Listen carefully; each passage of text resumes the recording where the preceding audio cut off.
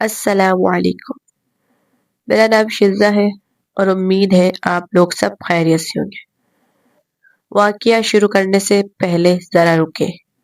کیا آپ واقعی سچے خوفناک واقعات سننے کی ہمت رکھتے ہیں؟ کیونکہ یہ واقعہ کمزور دل لوگوں کے لیے نہیں ہے۔ اگر آپ آخر تک سننے والے ہیں تو ابھی ویڈیو کو لائک کریں اور چینل کو سبسکرائب کریں اور بیل آئیکن ضرور پریس کریں تاکہ آپ سے کوئی خوفناک واقعہ مس نہ ہو۔ تو آئیں چلتے ہیں واقعے کی طرف۔ محلے کے بیچوں بیچ ایک پرانا سا گھر تھا۔ نہ وہ بہت بڑا تھا اور نہ ہی بہت چھوٹا، مگر اس کی خاموشی اور ویرانی پورے محلے میں مشہور تھی۔ اس گھر میں صرف چند لوگ رہتے تھے، جن میں 3 عورتیں شامل تھیں۔ ایک بزرگ خاتون، اس کی بیٹی اور ایک رشتہ دار عورت جو کچھ دنوں کے لیے وہاں ٹھہری ہوئی تھی۔ دن کے وقت سب کچھ معمول کے مطابق لگتا، مگر رات ہوتے ہی اس گھر کا ماحول بدل جاتا۔ اس رات بھی سب عورتیں کھانا کھا کر اپنے کمروں میں چلی گئیں۔ گھڑی نے جب ٹھیک 12 بجائے تو اچانک پورے گھر میں ہلکی ہلکی سی سرسراہٹ شروع ہو گئی، جیسے کوئی ننگے پاؤں فرش پر چل رہا ہو۔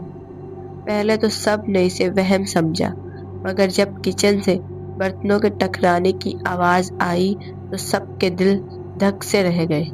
سب سے پہلے بیٹی نے دروازہ کھولا اور دبے قدموں کچن کی طرف بڑھی۔ جیسے ہی اس نے لائٹ جلائی، اس نے دیکھا کہ کچن کی الماری کھلی ہوئی ہے اور برتن زمین پر بکھرے ہوئے ہیں۔ اچانک اس کے کان میں کسی عورت کے رونے کی آواز آئی، جو اتنی قریب تھی جیسے کوئی اس کے پیچھے کھڑا ہو۔ وہ چیخ مار کر پیچھے مڑ گئی، مگر وہاں کوئی نہیں تھا۔ اسی دوران دوسری عورت نے اپنے کمرے میں آئینے کے سامنے ایک سایہ حرکت کرتے دیکھا۔ وہ سیاہ لمبے بالوں والی عورت جیسا لگ رہا تھا، جس کا چہرہ صاف نظر نہیں آ رہا تھا۔ آئینہ خود بخود چٹکنے لگا اور کمرے کا درجہ حرارت یکدم ٹھنڈا ہو گیا۔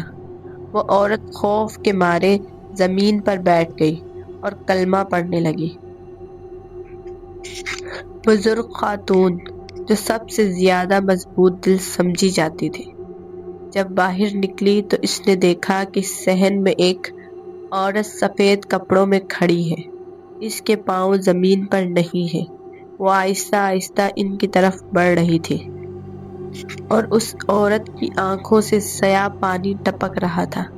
جیسے ہی اس نے زور سے کلمہ پڑھا، وہ سایہ ایک چیخ کے ساتھ غائب ہو گیا۔ اس کے بعد پورے گھر میں زور زور سے دروازے بند ہونے لگے، دیواروں پر ناخنوں کے رگڑنے کی آوازیں آنے لگی اور چھت سے قدموں کی دھمک سنائی دینے لگی۔ حالانکہ اوپر کوئی کمرہ نہیں تھا، تینوں عورتیں ایک کمرے میں اکٹھی ہو گئیں۔ دروازہ بند کر کے قرآن مجید کی تلاوت شروع کر دی۔ فجر کے قریب جا کر وہ آوازیں آہستہ آہستہ ختم ہوئی۔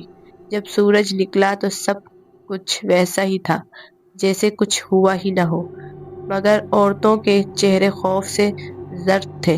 بعد میں محلے کے بزرگوں کو یہ واقعہ سنایا تو انہوں نے بتایا کہ اس گھر میں برسوں پہلے ایک عورت نے خودکشی کی تھی اور کہا جاتا ہے کہ وہ آج بھی رات کے وقت اس گھر میں آتی ہے۔